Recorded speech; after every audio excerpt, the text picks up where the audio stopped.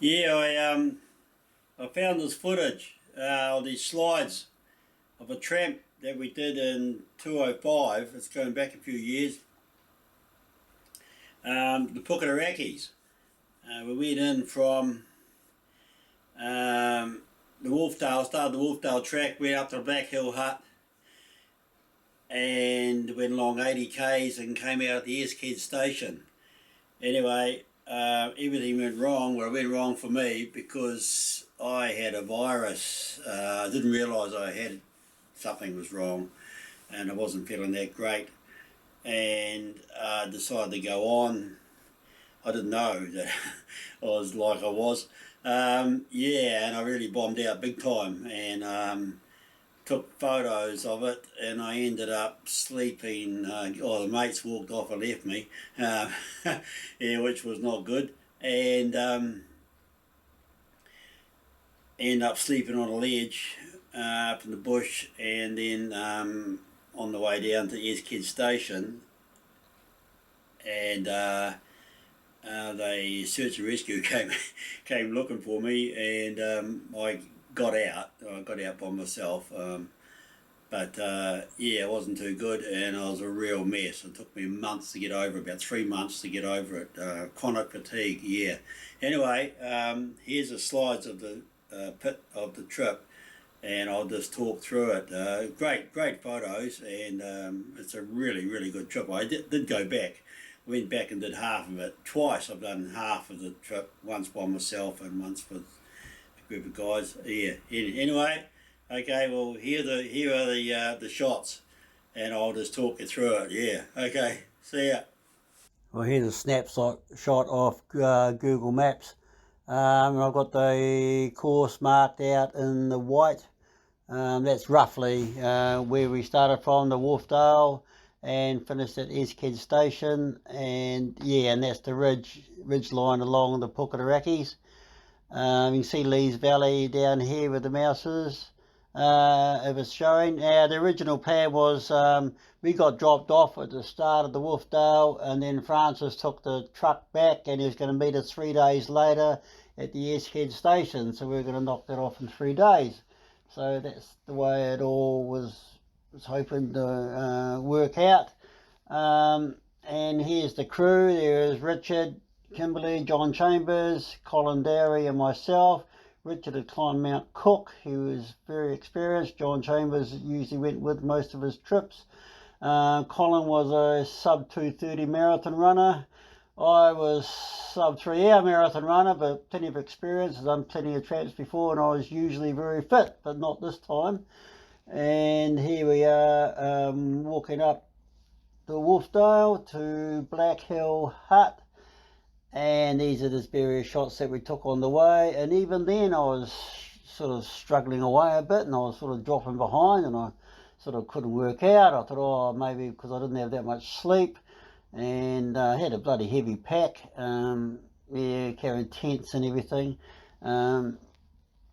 So these are just the shots of us on the way, and I noticed I was sort of getting further and further behind the other guys, and by the time I got to the Black Hill Hut, they'd already been here half an hour, you know. So here we are here, and here we are in the hut. Great hut, very good hut. It's the only time I've ever been up there into that hut. It's like, oh, twice, but once I just stopped on the way through.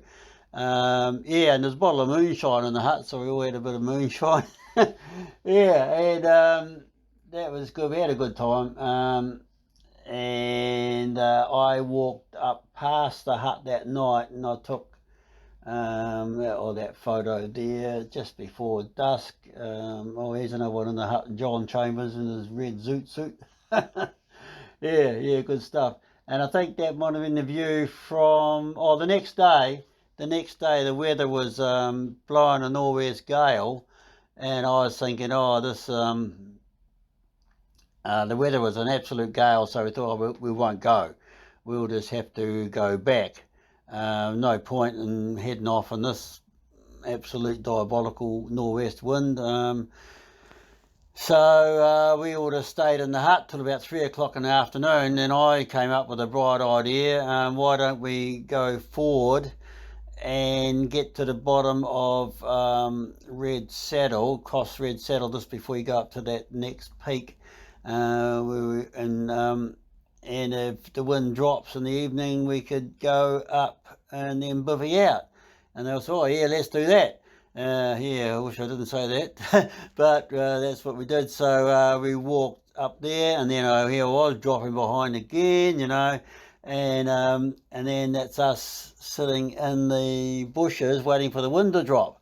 Anyway, the wind did drop, so let's go. So we started climbing up to bivvy out at the top of the Red Saddle, I think that's it. And I remember, oh man, I'm not feeling that good. I say, hey Richard, I'm not feeling very good. Something's wrong.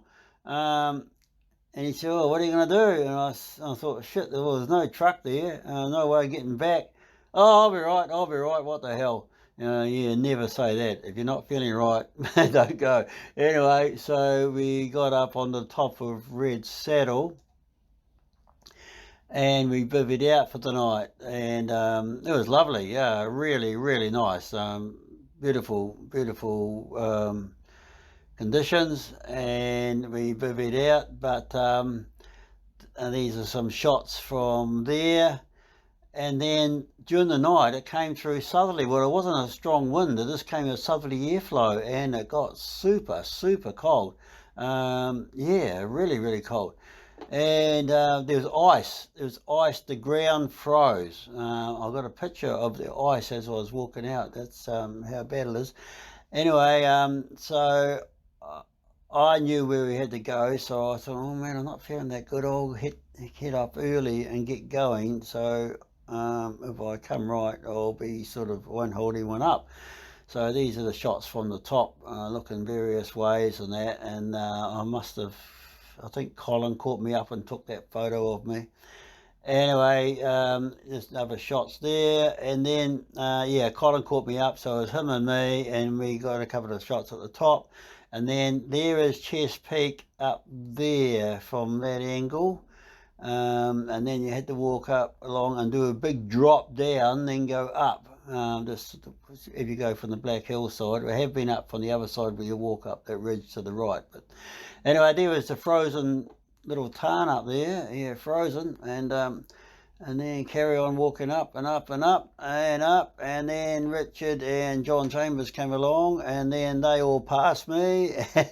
And then I took that photo of them, and then we're on the top of Chess Peak. I've been up there 3 times now, I think, over the years. And yeah, fantastic views from up there, absolutely fantastic. You're looking down, of course, you're looking down over the Polter, over Mount White Station, over the Waimak, and then looking over the Canterbury Plains. You see it all.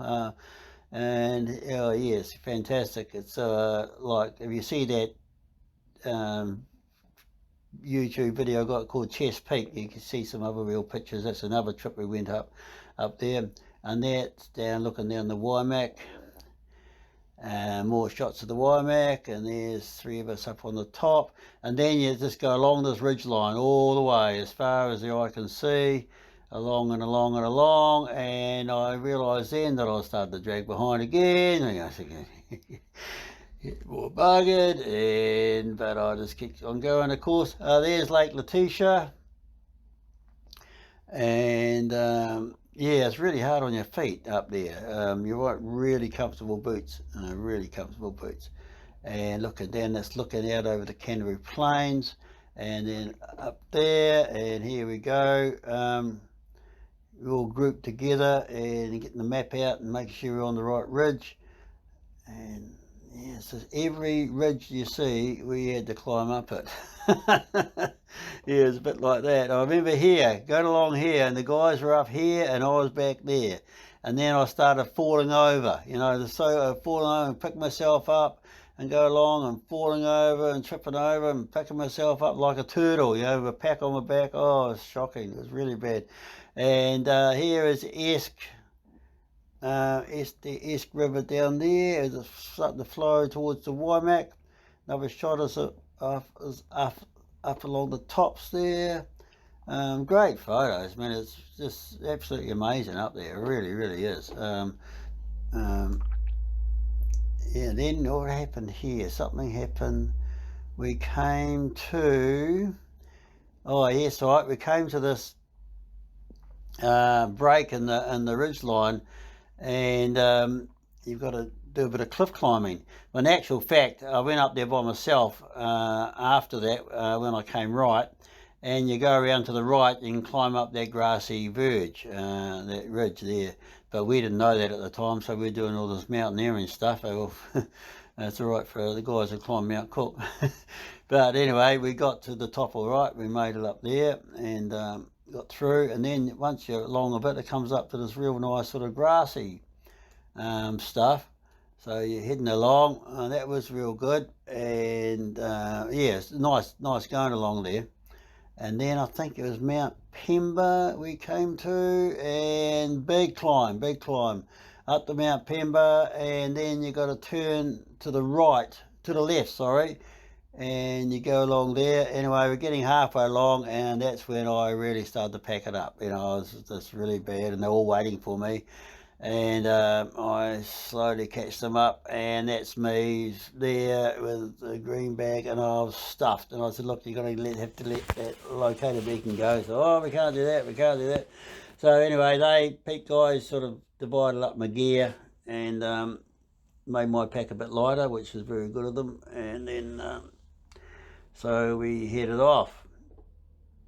And yeah, we had a good lunch there, so everything sort of picked up a bit, and that's it. I felt all right, and then as soon as I start walking, boom, yeah. So yeah, another great scenery there, walking along these tops, and there's a little mountain daisy, and yeah, man, I think I went and put the camera out, or someone would have taken a photo of me walking with the poles.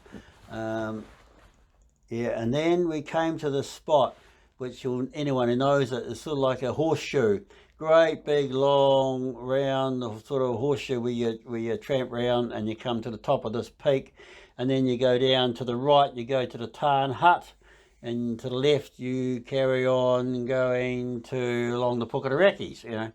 Anyway, so there is the start of it there with Colin's blue parka. There's Richard looking out across the peak on the other side.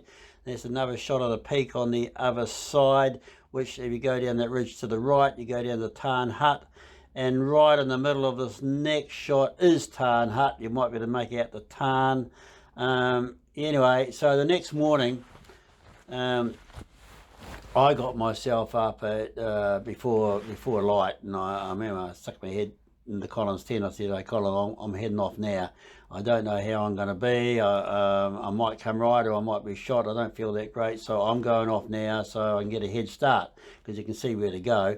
And he's, yeah, okay. So here's a couple of the shots looking out over that Christchurch lights there. These three shots are not that great, but where are we? Coming up again, yeah. And that's the other guys getting their gear ready to come, and I think John Chambers having his breakfast, and there's another shot of looking out over the Christchurch, and before the sunrise. And then I was walking around. It took about an hour to get around there, and then these Kias started following me. There's one, two, and then there's a group of them. I thought they're just waiting for me to drop down, and they're going to bloody eat me, and they would. Yeah, so that there is looking out. I think it's called the Mounds of Misery. Look at the top of Mount White Station there. I think that's what that area is called. Anyway, and here's the Kias again. There's about 8 of them. They keep, every time I walked up a wee bit more, they'd follow me up and sit down around me. Yeah, it's it's ready to eat me. And I think they might have been looking back at the sort of the horseshoe big loop that you do, and then looking out over the Mount White again. Here I am at the top. And then I came to this big hill. Colin caught me up, and I said, I think I'm right. I think I've come right, because there's this great big downhill slope, you know. And I went on for about a couple of K, and I thought, I think I've come right. He said, that's good. And he sort of just walked on ahead of it. And then we came to this hill, And as soon as I started the hill, no way. I started going up the hill and I immediately hit the wall big time. And then here's an example. If you look in this shot here, here's John Chambers way down the bottom, and I was walking up. Within a matter of 10 minutes, he was up to me and past me, and then they just walked off, and I was just staggering behind them. Yeah, real bad. And they were waiting and waiting, poor chaps, you know, because this is a day that Francis was going to meet us at Eskead Station, you know. And so I finally caught up to them where they were having their lunch, and they must have had to wait at least an hour for me, you know, and I was just so fatigued. And then I get there, and of course Richard's saying, well, we're going to move on now because Francis is going to wait, it's going to be waiting for us. And I said, well, I can't go, I mean, I just got to have a rest, you know. And so we had this big debate, what are we going to do? So we decided, Colin decided, he said, look, I can go and meet Francis, where do I have to go? So Richard showed him where to go. I wasn't privy to that conversation because I was so knackered, I was just out of it. Anyway, so Colin, he was super fit, he had no worries there, so he just ploughed off and went down and up to the top, and was going to walk down to Eskead and hopefully get to Francis. Anyway, he ended up going down the wrong way. It was a comedy of errors, it really was. I don't know what that photo is there, can't quite make it out, but it was me, I was buggered. Anyway, so that could have been them waiting for me at the top. There's that heaps of that sheep mutton grass, you know, that's right. Anyway, so that's just the scene of, oh yeah, so I can remember that, I had to walk up there, and the guys were waiting for me just behind that little point there. And that's me there. I said, no, I'm not going anywhere further. I've got to stop and I've got to rest and I've got to have lunch. So Colin went off by himself. And then the three of us headed off. And we were walking along the tops, there's the view, and we had to walk along there and drop down the other side and go down this big gully, then up to this big ridge, which I thought was where we had to start going down to Eskead, but it wasn't. There was a bloody Mount Everest in front of us. Anyway, so I get there and slowly drag myself up, and the two guys are waiting for me, and I said, now where do we go now? And they said, up there. And I said, how the fuck am I going to get up there? You know? And so we all headed down. That might have been it there. And head down.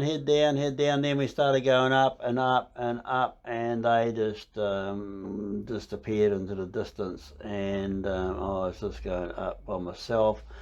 And I remember getting to the top. When I did get to the top, these are the shots.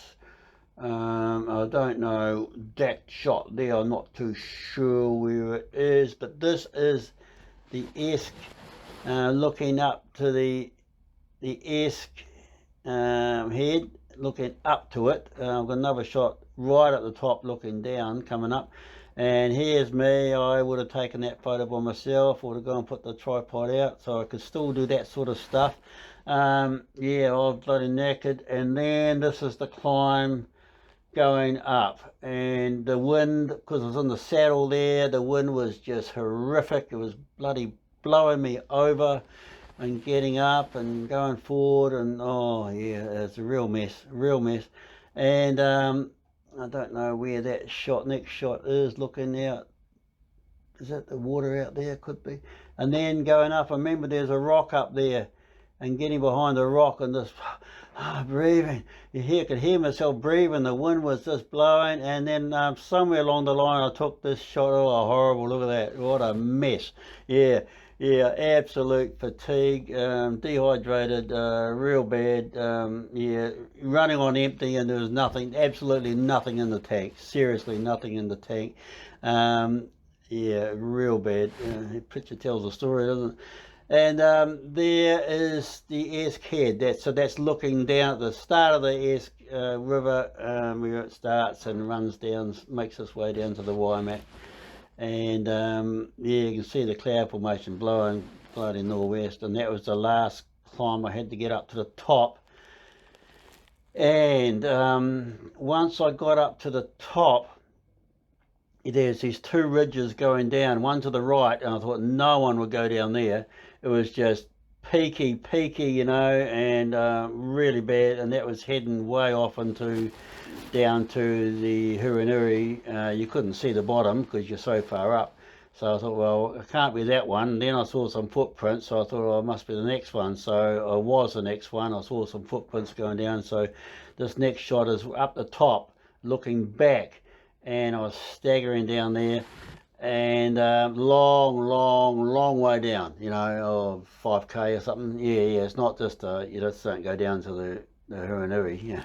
Yeah, the Eskid station, you go, it's a long way down. Anyway, I was up there and I thought, well, I'm not going to get out before dark and I'm in the shit. So I stopped and I put on every bit of clothing that I had. I put it all on. So I knew that I was warm as I could possibly be. I changed the batteries of my head torch because I knew that they were going down a bit. So I got that, and then I just made my way down yeah, just made my way down, and these are the shots. It was getting darker, and then I sort of just kind of like got to the growth where the grass was growing, and there's bush was a bit of bush, and I just sort of stumbled onto the sort of ledgy bit up there. So I thought, that's my lot, I'm not going on further. So I managed to get my gear out and climbed into my pack liner, and all I could do is lie on my back. I couldn't move because I get cramp. Every time I moved, I got cramp in my arms and my legs. Just had to lay motionless and just look up. And I remember I wanted to have a leak, so I had an empty plastic bottle, and it took me about quarter of an hour to roll over, so I had a piss in this bottle. Yeah, nothing to drink, and so I just lay back there and just waited till the morning. And as soon as it got light, I got to my feet and started walking down, and it started to get lighter and lighter. That might have been just when I was starting out. And I came along, and then I finally got down. I went over this ridge, and I was looking at the SK station. So I thought, oh, well, there's civilization. Oh, that's okay. And next minute, you know, I hear this helicopter taking off, and I saw this helicopter flying up, and I thought, oh no, that's looking for me. Oh, how embarrassing. Oh no, you know, all these things you think, you know.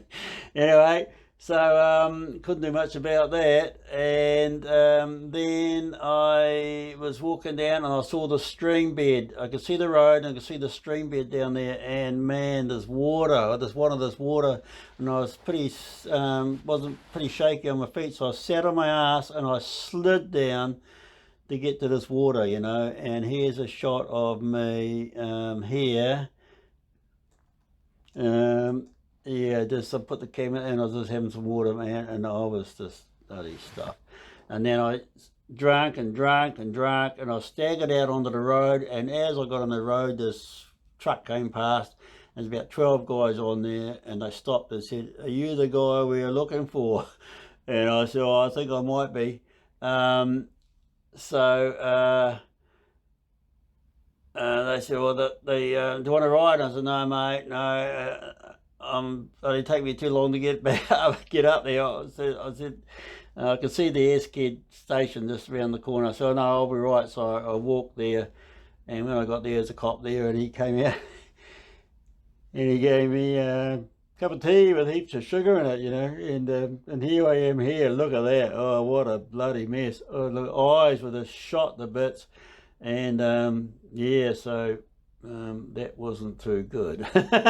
Yeah, so but it was so good to get out of there. And here's the chopper landing. And I remember the pilot said, "Look, there's no wind down here at all. It's blowing 80 k's up there," you know.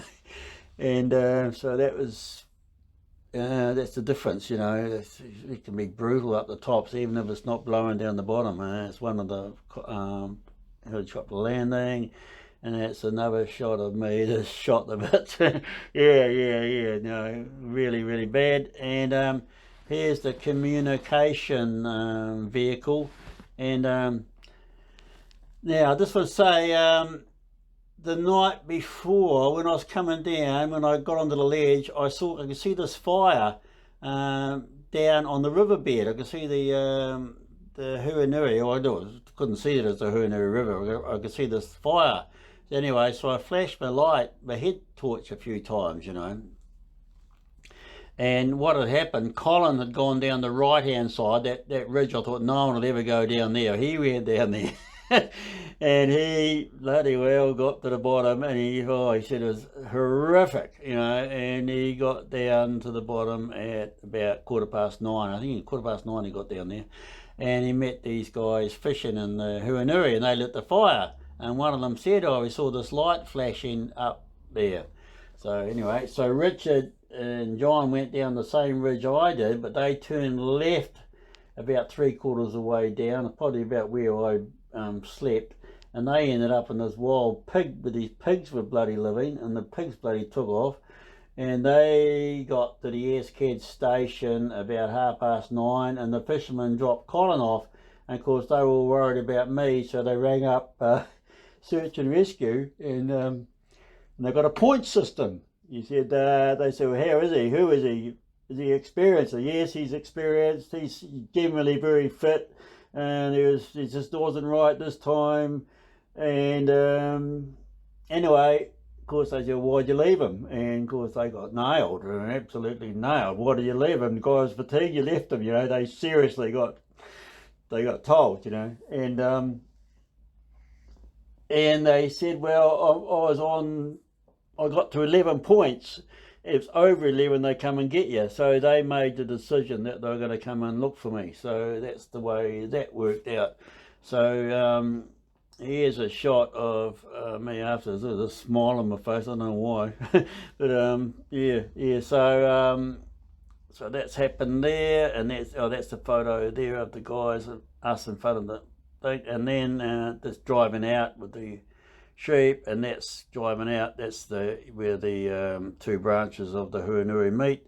Of course, we were coming out of Escad, and then it's driving along. Then we stopped, I think, the Harraden pub, and they guys had a beer. I think I might have had a lemonade, and there's another one of me, and yeah, what an ordeal that was. And of course, I went to the doctor, and he said, you've got, I think, acute fatigue. You've been run down before you went, and it just drained you completely, and it's going to take you a while to get over it. And it did. It took me 3 months to get over that. But then I went back and I did the same walk. I came out at the Tarn Hut, and I walked out from there actually in 2 days. But I was as fit as, and then I went back again with those guys and did that Chest Peak walk, which is on there, and I was super fit, the fittest one out of all of them, so I obviously came right. But yeah, that was an ordeal. And I remember about a month later, the phone call rang as the policeman.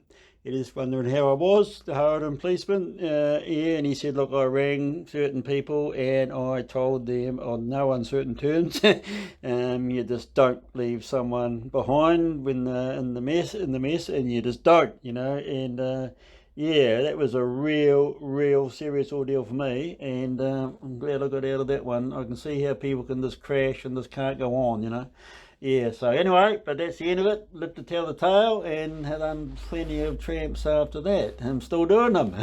Yeah, so anyway, so that's the end of that one. So cheers.